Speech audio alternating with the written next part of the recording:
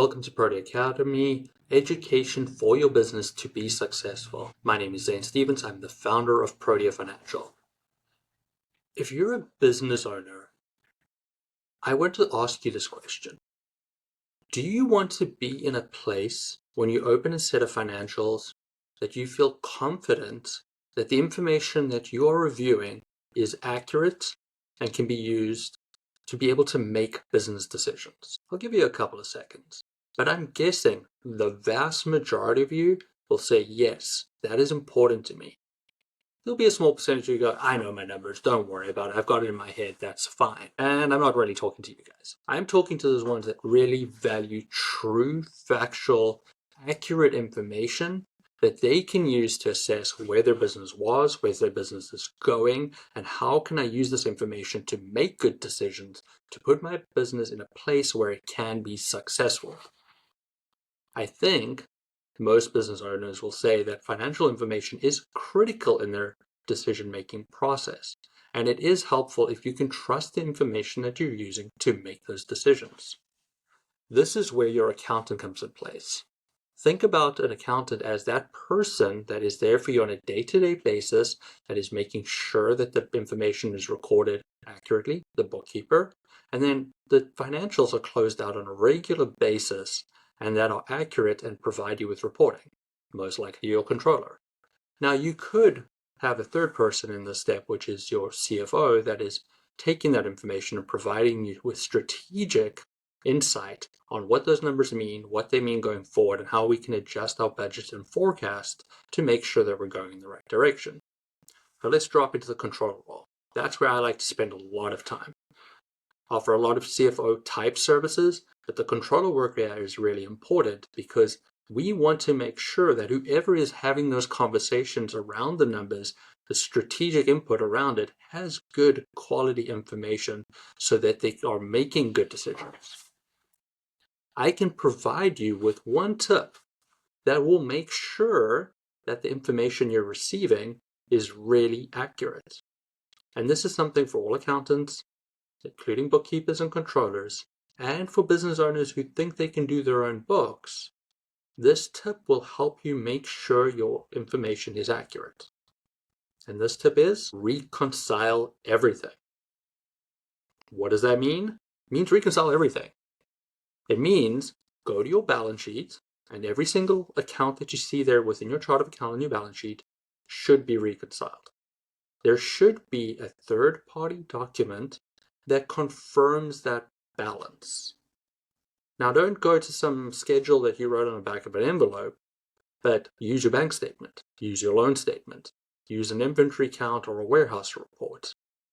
Use third-party information that you can collaborate and compare it to your balance and make sure that they tie, or if they don't tie, you understand what the differences are and understand if they will clear, so those balances will at some point in the future be accurate.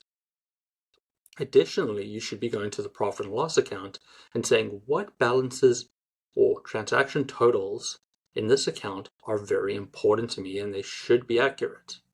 I would say sales is pretty accurate, and you should make sure that that is reconciling, especially if you're using a POS system. Get those transaction reports, make sure it's complete, reconcile it out, make sure your sales match what they say your sales are. Can be a little tricky because they could be net of fees, the reports that they're sending you. So if you think you're just using bank transactions to be accurate, be careful. Your sales might be higher and credit card fees have to be pulled out and taken to an expense account. You should want to reconcile your cost of goods sold. Now, if you're reconciling inventory, that should be good. You should be in a good space, but do a reasonability test. Does my margin match my expectations? And if it doesn't, why not? Did some transaction accidentally get posted there? Was there a mapping issue where one of my cost of goods sold accounts went to an operating expense? Look at it. Make sure that it is accurate. If you keep going down the list, one of your operating expenses are really critical. For most people, payroll is one of the biggest expenses on their profit and loss. We should reconcile that. We should be getting reports from our payroll provider, which we then can collaborate with and use to reconcile our balances of our payroll accounts. Very important. You'll also need those reports if you have any payroll liabilities at month end to confirm that those are tying through to what the reports say and that future bank transactions come in to clear those balances. Interest is another item that you most likely could reconcile, and you should be reconciling if you have a loan statement, because that will make sure you'll get the right interest amount, because your payment will be interest plus the original capital amount that you're paying off. So making sure that that goes through correctly. From your bank statement, you might get all sorts of fees. Those can be reconciled. You could be earning interest on money in a savings account. That should be reconciled. If you are able to, you should confirm balances to third-party transactions. As an accountant, I say do this every single month. It is critical. It'll give you the best quality information. It'll give you the most accurate information. It'll make you feel confident in making business decisions from your financial statements. Now, realistically, for a lot of small businesses, monthly is not an affordable process because they're paying somebody to do it, and the more often you do it, the more hours they'll spend.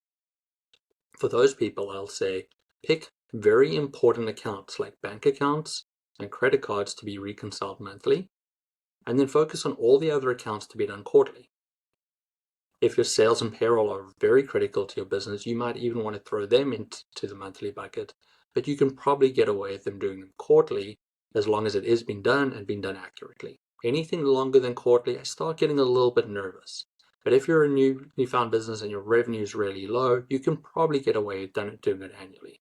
If you have inventory, I would really strongly encourage you to at least look at your inventory on a regular basis to make sure that there's no major swings that could have a large impact on your profit or loss, as well as your ability to have future sales.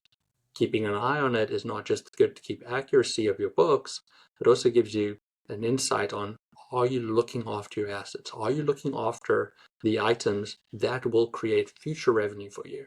By keeping an eye on your inventory, you're ensuring that you have inventory in stock, as well as that none of that inventory is disappearing through means that you're not aware of, i.e. theft. If you want to use your financial statements to make good business decisions, you need to ensure that your financials are reconciled on a regular basis. And reconciliation means that you're tying those balances to a third-party documentation. Trust the third-party numbers, make sure your books align, and you will have strong, accurate financials. You want accurate financials to be able to make business decisions. It will help you to make more informed decisions and give you a better opportunity to be successful.